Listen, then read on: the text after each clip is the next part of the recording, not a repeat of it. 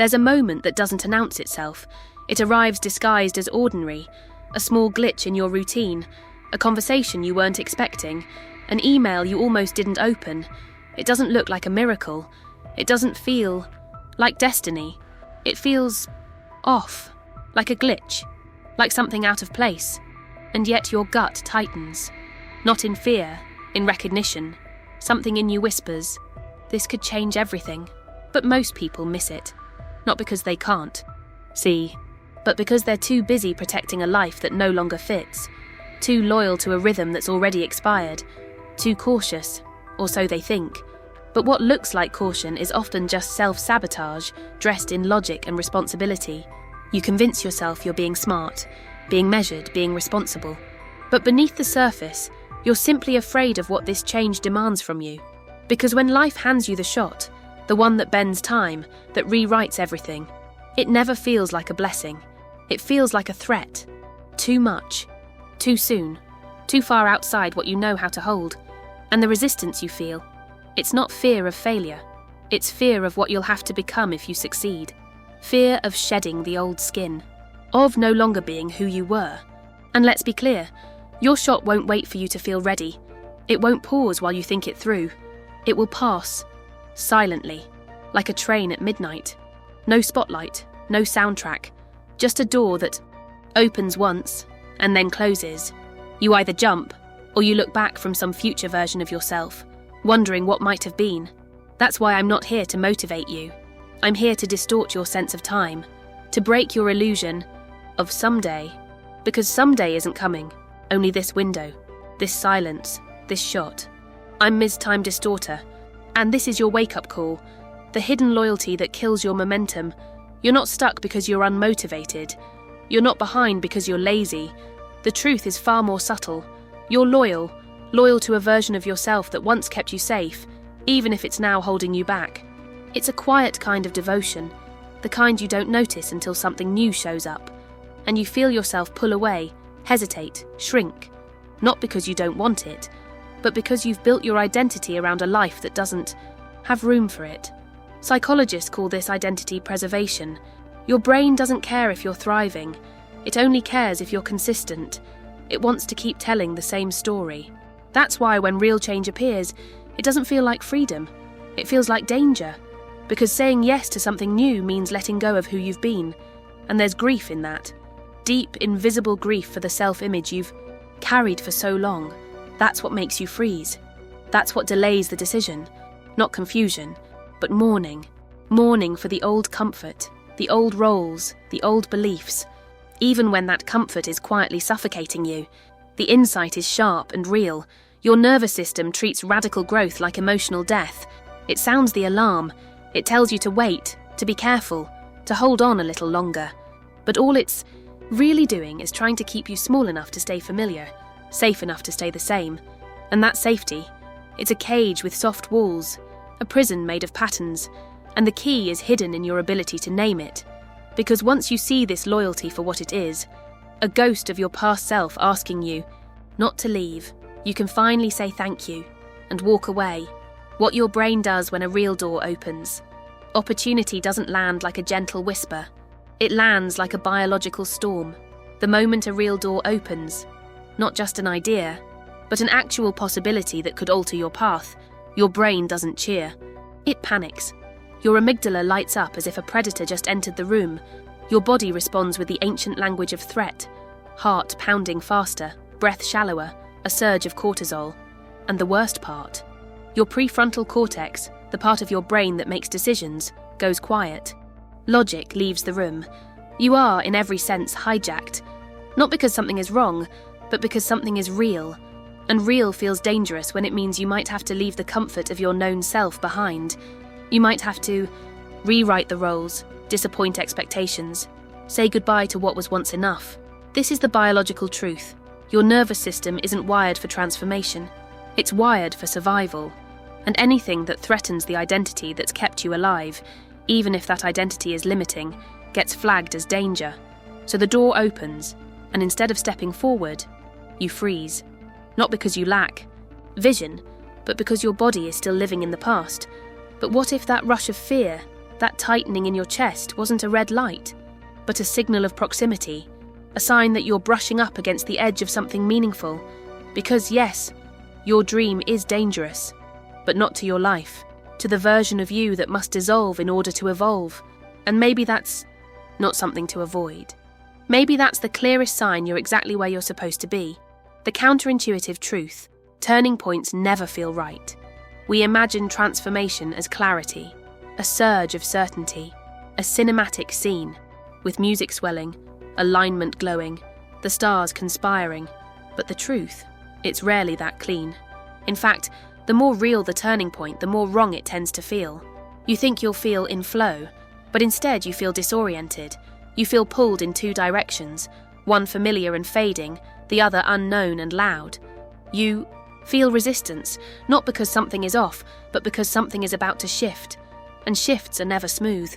They rattle, they strip comfort, they call for a kind of courage that doesn't shout.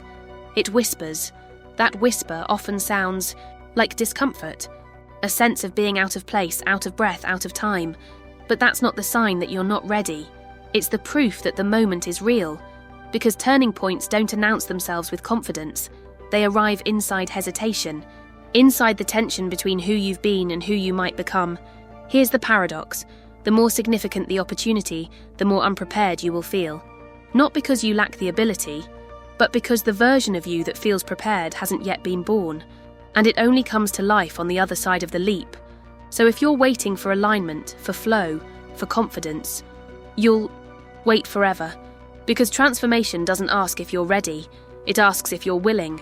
Willing to jump while your knees shake, willing to trust while your mind doubts, willing to move forward without proof. That's the truth no one tells you.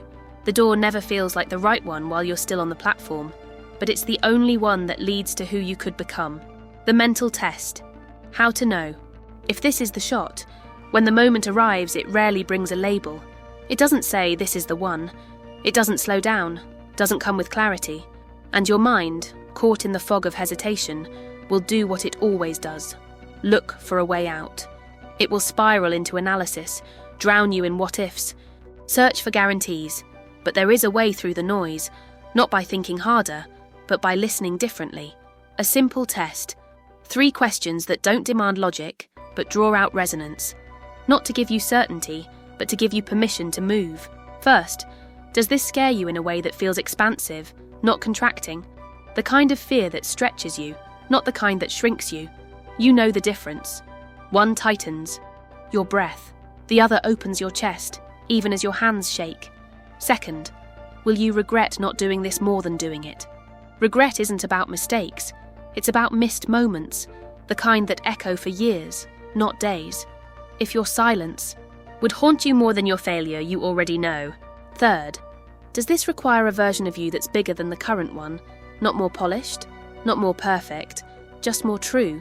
If saying yes demands that you grow, then that's not a red flag.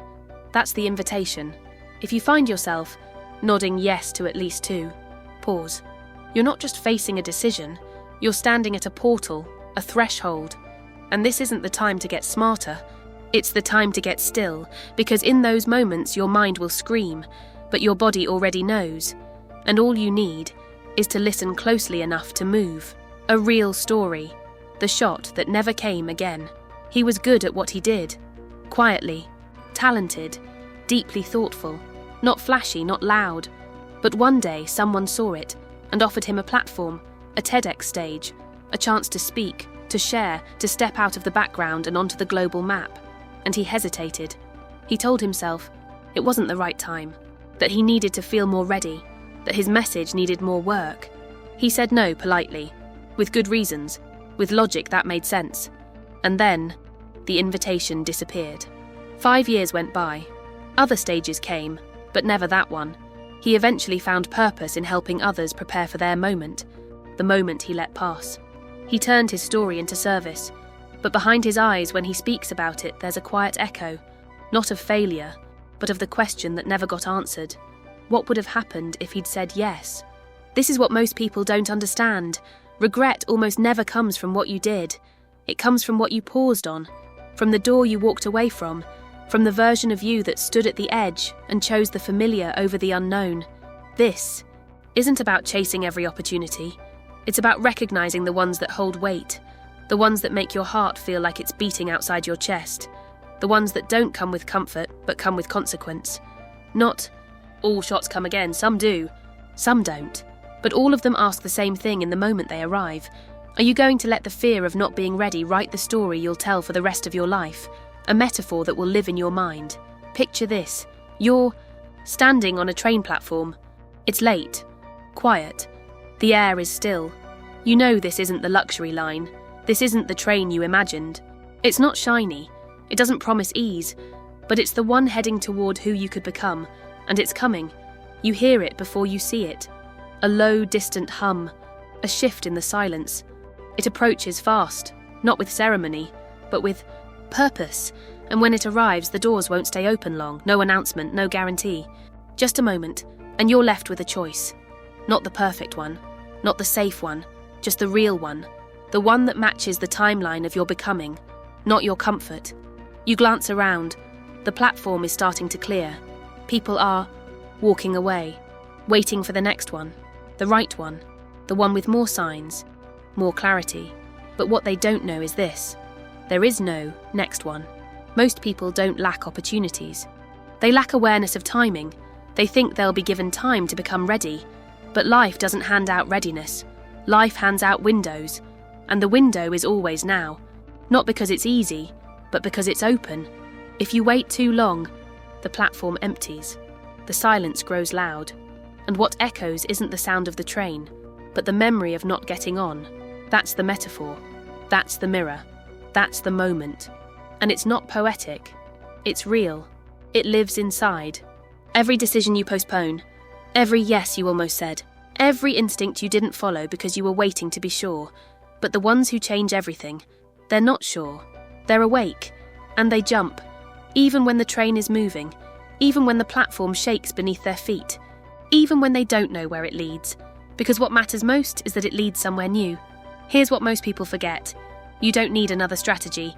You don't need more inspiration. What you need is urgency. Not panic, not pressure, just presence. The kind that doesn't wait for the perfect version of you to arrive before you act. No one's coming to rescue you from the indecision. No final version of you will step in with all the confidence and clarity and say, now we begin. There is only you, right now. With all your doubt, all your trembling, all your unfinished edges. And still, you can say yes. Because the turning point? It isn't an event. It's a muscle. A choice you rehearse every time you leap while scared. Every time you speak before you're polished.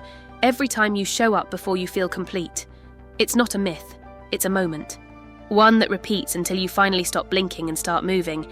And if something in this message struck a chord, not just in your mind but in your body, then maybe you already know. You don't need another video. You don't need to scroll for another hour looking for signs. You need to subscribe. Not to this channel, but to the version of you that doesn't miss the window. The one who moves, not when it's easy but when it's real. The one who sees the train coming and doesn't flinch. That said, click that button.